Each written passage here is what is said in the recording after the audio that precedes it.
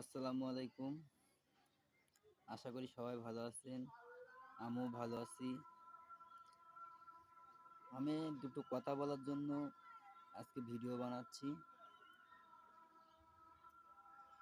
অনেকেই দেখবেন স্বামী আর স্ত্রী গন্ডগোল হয়।